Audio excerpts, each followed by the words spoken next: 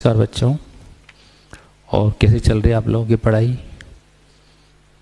आशा करता हूँ इस लॉकडाउन के पीरियड में घर पे बैठकर आप बहुत अच्छे से पढ़ाई कर रहे होंगे। और निश्चित रूप से विद्यार्थियों को मोटिवेशन की ज़रूरत पड़ती ही है, इसलिए आज फिर मैं एक मोटिवेशनल वीडियो लेकर आपके सामने हाजिर हुआ हूँ। तो देखो बच्चों, कई लोग मेरे से कह रहे थे कि सर मोटिवेशनल वीडियो बनाओ, मोटिवेशनल वीडियो बनाओ। कई बच्चों के मैसेज आ रहे थे। तो आज फिर मुझे उन लोगों ने प्रेरित किया, मतलब मुझे भी मोटिवेट किया कि मैं आप लोगों के लिए मोटिवेशनल वीडियो बनाऊं। तो देखो, सबसे पहले कोई भी वक्ता, कोई भी टीचर आपको तब तक नहीं बदल सकता जब तक आप खुद नहीं चाहें।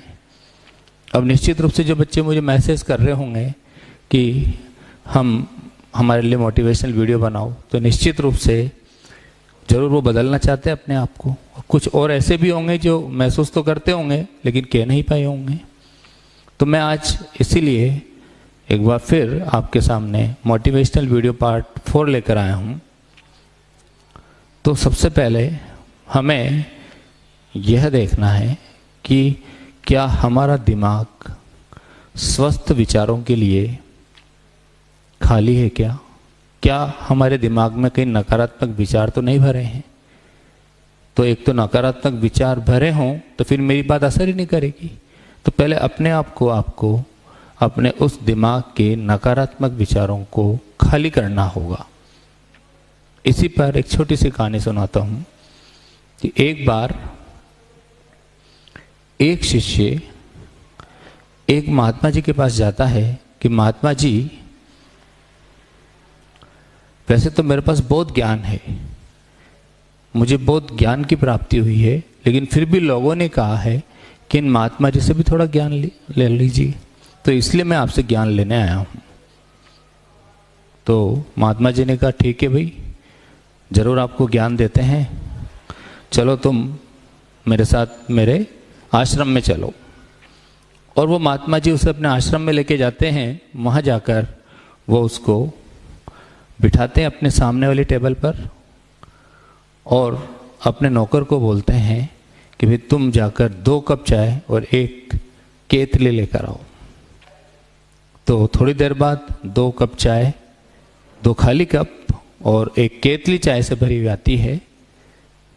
महात्मा जी पहले अपने कप में चाय भरते हैं और जब वो चाय भरते हैं तो चाय भर चुकी होती है। उसके बाद वो अपने जो शिष्य है, जो उनसे ज्ञान प्राप्त करना चाहता है, जो अपने आप को वैसे ही बहुत ज्ञानी समझता है, उसको कप में चाय डालते हैं।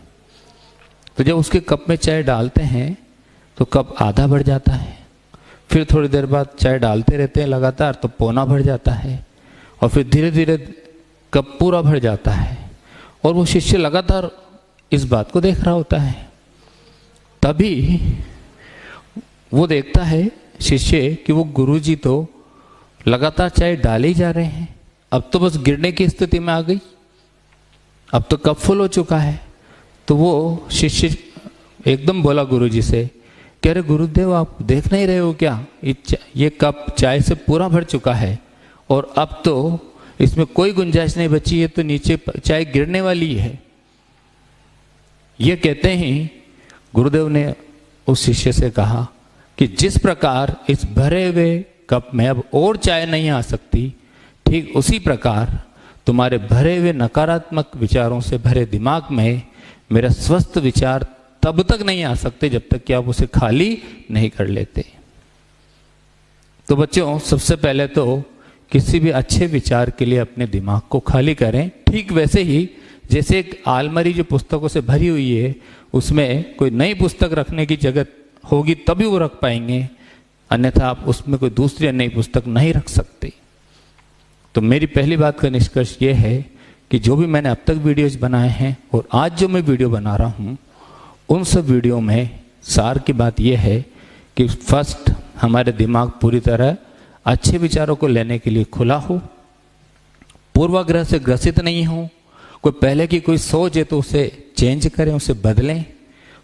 जिस तरह से एक अपना जो मोबाइल होता है उसे अपने को डिलीट करना पड़ता है बेकार की चीज़ों को, ऐसे अपने दिमाग से उन बेकार की नकारात्मक चीज़ों को डिलीट करें, तब आपके अंदर एक सकारात्मक विचार आ पाएंगे।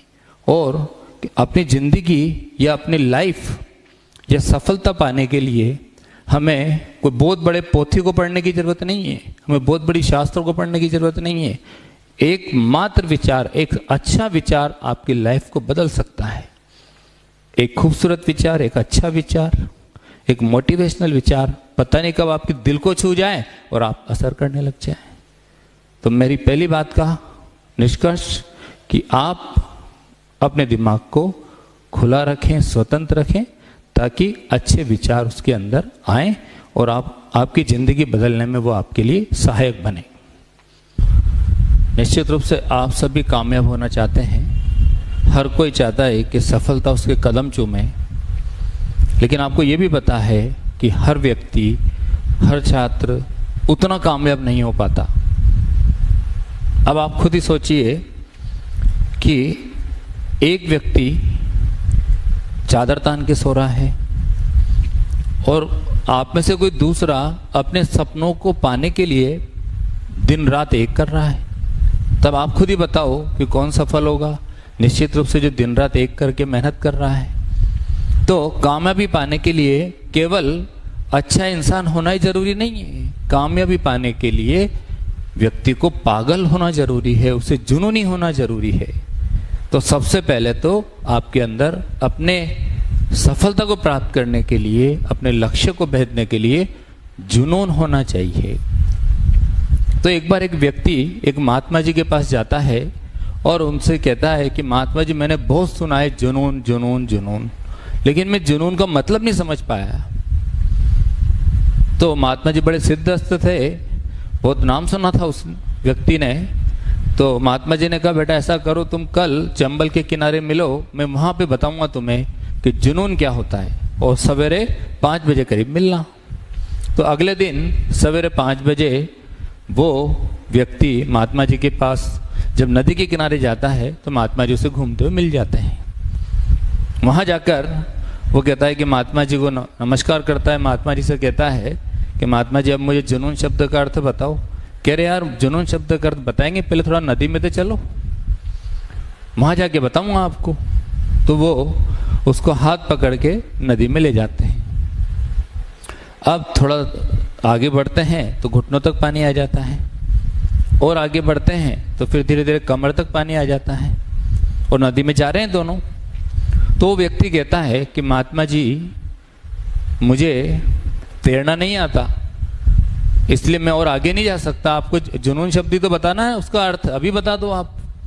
महात्मा जी ने कहा, बेटा थोड़ा और आगे चलो। अब चूंकि महात्मा जी इतने सिद्धहस्त थे, इतने जाने माने थे कि उसके मन में कोई शंका भी नहीं हुई। ठीक है भाई, चलो बताएंगे आगे जाकर। थोड़ा और आगे चले तो गर्दन तक पानी आ गया। उसने कहा, महात्मा जी इसके बाद तो मेरी नाक ही डूब जाएगी, सांस ही नहीं आएगी, मैं तो मर ही जाऊंगा। कि नहीं नहीं, और आगे चलते हैं, थोड़ा वहां जाके जुनून बताऊंगा, आप थोड़ा और कुछ कदम और चलते हैं। थोड़ा और जब आगे जाने लगे तो जब मुंह तक पानी आ गया, उसने कहा, महात्मा जी अब तो मुझे जुनून शब्द का अर्थ बता ही दो। तो महात्मा जी ने उसको सिर के ऊपर से पकड़ा जोर से, और पकड़ के पट्ठा मार के उसको नीचे बिठा दिया, उस नदी के अंदर बीचों बीच नीचे। अब महात्मा जी ने दोनों हाथों से पूरी ताकत लगा रखी, और वो व्यक्ति उस वक्त पूरी ताकत, क्षमता, योग्यता जितनी भी थी उसमें, उस पूरी क्षमता से वो संघर्ष कर रहा था उस पानी से बाहर निकलने को, महात्मा जी के चंगुल से बाहर निकलने को। तो उसने पूरी ताकत लगा दी, पूरी क्षमता लगा दी, जितनी भी थी वो सब कुछ उसने झोंक दिया।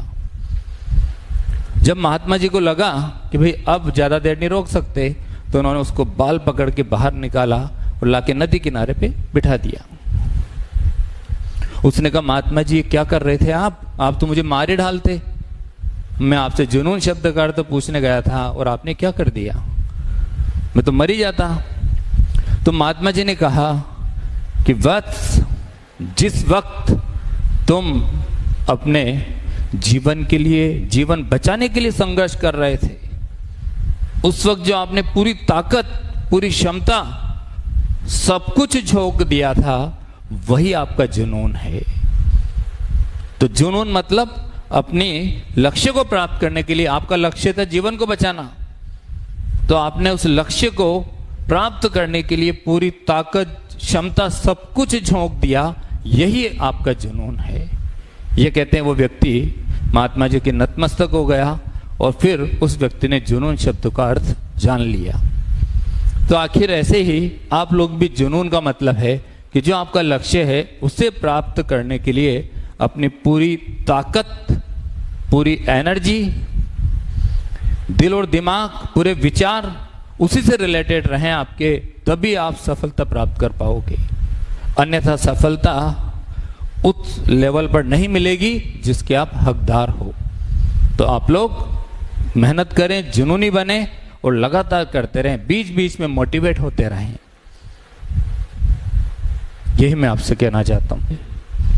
एक और कहानी शेयर करना चाहता हूं। यह कहानी मैंने किसी धर्म गुरु से किसी सभा में सुनी थी और ये कहानी मुझे आज भी उद्वेलित करती है और मैं इसे हर दिन शिक्षक दिवस पर बच्चों को अवश्य सुनाता हूँ और बच्चे भी बड़े आंदोलित होते हैं, बड़े मोटिवेट होते हैं।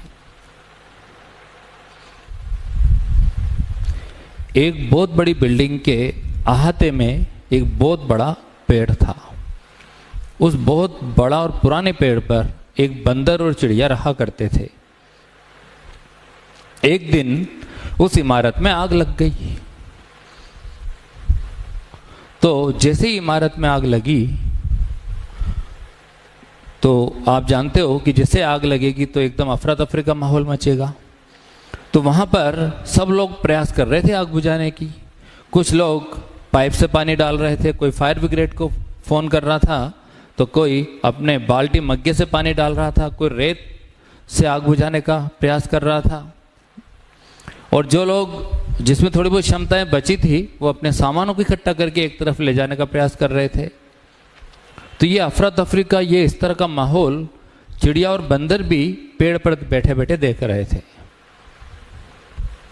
तो चिड़िया ने बंदर से कहा कि बंदर भाई, हम भी इस इमारत का हिस्सा हैं, इतने समय से रहते आए हैं, तो हमें भी इस इमारत में लगी आग को बुझाने की कोशिश करनी चाहिए। तो बंदर ने कहा हंसते हुए कि अपन क्या कर सकते हैं, तू क्या कर लेगी भाई, चल बैठ जा। और वो चिड़िया बैठ जाती है। थोड़ी देर बाद फिर वो चिड़िया जो वहाँ के घटनाक्रम को देख के फिर उसके मन में ख्याल आता है कि अपने को कुछ तो करना ही चाहिए।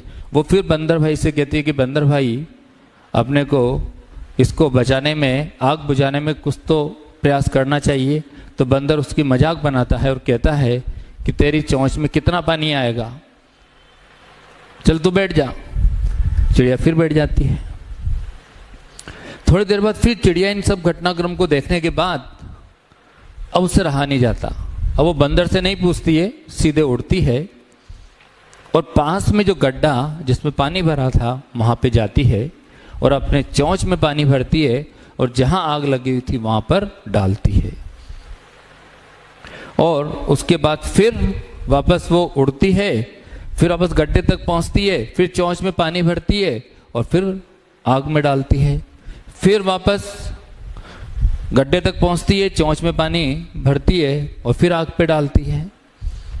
फिर ये प्रक्रिया लगातार चिड़िया करती रहती है। उड़ती है, गड्ढे तक पहुंचती है, चोंच में पानी भरती है और फिर आग में डालती है। फिर उड़ती है, फिर चोंच में पानी भरती है, फिर आग में डालती है। फिर उड़ी, फिर चोंच में पानी भरा, फिर आग में डाला। फिर उड़ी, फिर चोंच में पानी भरा, फिर आग में डाला। फिर उड़ी, फिर चोंच में पानी भरा, फिर आग में डाला।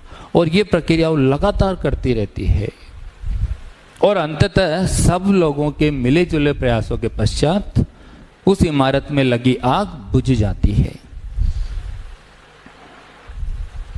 आग बुझने के बाद वो थकी मांदी चिड़िया जो लगातार पानी डाल रही थी अपने चोंच से, वो आकर पेड़ पर बैठती है। और जब चिड़िया लगातार पानी डाल रही थी तो वो बंदर ठहाके मार मार के हंस रहा था तो चिड़िया को बेहद गुस्सा आ रहा था उस वक्त। तो जब वो थकी मांदी चिड़िया पेड़ पे आके बैठती है तो वो बंदर उससे कहता है कि क्या तुझे क्या लगता है कि तेरे पानी से आग बुझी है ये? तो चिड़िया को फिर गुस्सा आता है और फिर वो तिरस्कार भरी नजरों से उस बंदर की तरफ देखती है और फिर बंदर फिर कहता है क्या तेरी वजह से आग बुझी है ये? इस बात को सुन के फिर चिड़िया से रहा नहीं जाता। और अब जो चिड़िया का जवाब आप सुनोगे तो ये उन सब बच्चों को जगाने के लिए काफी है। चिड़िया का ये अंतिम जवाब जो उस बंदर को दिया गया, ये उन सब विद्यार्थियों को जगाने के लिए काफी है जो अपनी असफलता दूसरों के कंधों पे लाद रहे हैं, जो अपने सफल नहीं होने के कारण उसकी बहानेबाजी कर रहे हैं, दोषारोपण कर रहे हैं, दूसरों को बता रहे हैं, खुद को नहीं मान रहे, अपनी क्षमता जितना प्रयास नहीं कर रहे, मक्कारी कर रहे हैं, कामचोर हैं, मेहनत नहीं करना चाहते, अपने कार्य में जुनून नहीं डालना चाहते। उन सब बच्चों को जगाने के लिए चिड़िया का यह अंतिम जवाब काफी है कि जब बंदर ने कहा कि क्या तेरे इस बित्ती पर चोंच के पानी से आग बुझी होगी, तुझे क्या लगता है तेरा आग बुझाने में योगदान है? इस बात को सुन के जब चिड़िया ने तिरस्कार पूर्वक बंदर की ओर देखा तो उसने जवाब दिया कि सुन रे बंदर, इस बात से कोई फर्क नहीं पड़ता कि मेरी चोंच में कितना पानी आता है, इस बात से भी कोई फर्क नहीं पड़ता कि मेरे चोंच के पानी से आग बुझाने में कितना योगदान रहा होगा, लेकिन इस बात से अवश्य फर्क पड़ता है कि जिस दिन इस इमारत में आग लगने और बुझने का इतिहास लिखा जाएगा उस दिन मेरा नाम आग बुझाने वालों की लिस्ट में होगा और तुम्हारा नाम किनारे पर बैठकर हंसने वालों की लिस्ट में होगा। तो साथियों, यही सच है। वास्तविकता में हम सबकी क्षमताएं, योग्यताएं, परिस्थितियां अलग अलग हैं। इस बात से फर्क नहीं पड़ता कि हम सफल हुए या कितने सफल हुए या असफल हुए। फर्क इस बात से पड़ता है कि क्या हमने उतना प्रयास किया जितनी हमारे अंदर क्षमता थी। फर्क इस बात से पड़ता है कि क्या हमने अपने कार्य को प्राप्त करने के लिए पूरी ताकत झोंकी या नहीं, क्या अपन परिस्थितियों का मुकाबला पूरी ताकत और जुनून से कर रहे हैं या नहीं कर रहे हैं। फर्क इस बात से पड़ता है हमारे अंदर जो क्षमताएं हैं, जितनी हम में ताकत है उतना हमें प्रयास करना चाहिए। क्या हम उस चिड़िया के व्यवहार से हमें शिक्षा लेनी चाहिए कि जो उस बंदर के लगातार मजाक बनाने के बावजूद वो अपने उस कार्य को करने में लगी रही जो किसी भी स्थिति में किसी और लोगों के लिए सामान्य लगता, पर उसे सही लगा, वो अपना कार्य करती रही और जितनी उसमें क्षमता थी उतना काम उसने किया। क्या आप भी तमाम निंदकों और विरोधियों को दरकिनार करके क्या अपना काम कर सकते हो? क्या आप में भी वो क्षमता है कि दुनिया को छोड़ के कोई आपके लिए हंस रहा है, क्या कर रहा है, उनको छोड़ के, उनको प्रभावित किए बिना, उनसे प्रभावित हुए बिना क्या आप अपने लक्ष्य को प्राप्त करने के लिए अपनी क्षमताओं का पूरा उपयोग कर सकते हो? ये हमें व्यवहार, ये हमें उससे, उस नन्ही चिड़िया से सीखना चाहिए कि वो उस बंदर को अनसुना करके लगातार अपना काम करती रही और जितना योगदान दे सकती थी उसने दिया। तो इन सब बातों से हम यही कहना चाहते हैं कि आप इस बात को छोड़ो कि आप में कितनी क्षमता है। केवल फर्क इस बात से पड़ता है कि आप में जितनी क्षमता है क्या आपने उसका पूरा उपयोग किया या नहीं। क्योंकि अगर आप अपनी पूरी क्षमताओं को उपयोग करोगे तो कल यदि जिंदगी के किसी पड़ाव पर, किसी पायदान पर आप असफल भी हो जाते हो तो आपके मन में, या कम सफल भी होते हो तो आपके मन में मलाल नहीं होगा। आपको लगेगा नहीं मैंने तो मेहनत पूरी की थी, मेरी तरफ से प्रयास में कोई कमी नहीं थी, तब अफसोस नहीं रहेगा। इसलिए आप हमेशा मेहनत करते रहें, अपने में जितनी क्षमता है उसका उपयोग करके लगातार प्रयासरत रहें और अपने मेहनत को पाने की दिशा में जुट जाओ। वापस से लग जाओ मेहनत करने में। जो आपका टारगेट है, जो आपका एम है, जो आपका गोल है, जो आपका लक्ष्य है, उसको ध्यान देते हुए वापस से स्टडी करने में लग जाओ। इसी बात पर मुझे एक पौराणिक कथा भी याद आ रही है कि एक बार जब प्रभु श्री राम लंका पर चढ़ाई कर रहे थे तो वानर सेना पुल बनाने के कार्य में लगी हुई थी। उस दौरान एक नन्ही गिलहरी समुद्र के किनारे जाती और अपने शरीर पर कुछ रेत के दानों को चिपकाकर और जहां वानर रेत इकट्ठा कर रहे थे वहां उन्हें झड़काड़ देती, उन्हें गिरा देती। और लगातार ये बार बार किए जा रही थी। तो बार बार समुद्र के किनारे जाती, वहां से रेत को अपने शरीर पे चिपकाती और उस रेत के ढेर में जाके लौटकर उसको झड़का देती। पर ये इस कार्य से क्या हुआ, उन वानर सेनाओं को परेशानी हो रही थी बार बार। तो वो प्रभु श्री राम के पास जाते हैं और कहते हैं कि भाई ये नन्ही गिलहरी जो है ये बहुत परेशान कर रही है हमें। तो प्रभु श्री राम ने उस नन्ही गिलहरी को बुलाया और उससे पूछा कि भाई क्या बात है भाई। तो उसने कहा, प्रभु आप जो इतना नेक काम कर रहे हो, मैं चाहती हूं कि उसमें मैं मेरा भी योगदान दूं। इसलिए मैं नदी किनारे जाकर जितने भी रेत के दाने हैं जो मेरे शरीर पे एक चिपक जाते हैं, उन्हें मैं इन वानरों की जहाँ पे रेत को इकट्ठा करते वहाँ ला के झड़काड़ देती हूँ, तो इससे कुछ तो मेरा भी योगदान हो जाता है। तो उस नन्ही गिलहरी की ये बात सुनकर प्रभु श्री राम बहुत खुश हुए और उन्होंने उसके शरीर पर अपनी उंगलियों से हाथ फेरा। और कहा जाता है पौराणिक मान्यता के अनुसार कि आज नन्ही गिलहरी पर जो धारियां हैं वो प्रभु श्री राम की उंगलियों की छाप है। तो बच्चों, नन्ही गिलहरी से भी हम इस बात की प्रेरणा ले सकते हैं कि देखो उसने भी उसी तरह कितनी मेहनत की और एक अच्छे नेक कार्य में मदद की। तो मेरा कहना इतना ही है कि आप लोगों में बहुत क्षमताएं हैं, अपनी क्षमताओं को पहचानो, किसी से कंपेयर मत करो, अपनी क्षमताओं का बेस्ट यूज करो। जितने आप में क्षमताएं हैं उस पूरा 100% उसका यूज करने की कोशिश करो। हर कोई 100% एकदम नहीं कर सकता, पर उसकी ओर अग्रसर हो सकते हैं अपन। और उसके लिए आप डेली प्रयास करो, डेली का काम डेली करो। जो भी पढ़ाया जा रहा है आपको ऑनलाइन, जो भी सिस्टम है आपका, जैसे भी आप पढ़ रहे हो, सबके वर्क पूरा करो, रिपीट करो। और जब तक वो काम पूरा नहीं हो जाए तब तक आप नींद नहीं आनी चाहिए आपको। लगातार करते रहो, लगातार करते रहो, लगातार करते रहो, क्योंकि रुक जाना नहीं तू कहीं हार के। आपको रुकना नहीं है, आपको लगातार बढ़ते जाना है, लगातार बढ़ते जाना है। अंत में यही कहूँगा मैं कुछ लाइन आप लोगों के लिए कि आप लोग अभी मेहनत कर रहे हो लगातार। बहुत सारे बच्चे अच्छे मार्क्स ला रहे हैं, मेहनत करते जा रहे हैं। तो आप सभी के लिए फिर एक बात कहना चाहता हूँ कि यह तो एक पड़ाव है, तुम्हें आगे बढ़ते जाना है। झरनों से संतोष न करना, पूरा सागर पाना है। छोटे गांव के छोटे उत्सव वह तुम्हारी मंजिल नहीं। सूरज की किरणों की तरह पूरी दुनिया पर छा जाना है, पूरी दुनिया पर छा जाना है। तो आज के लिए बस इतना है बच्चों। Goodbye, take care of you, love you, all the best.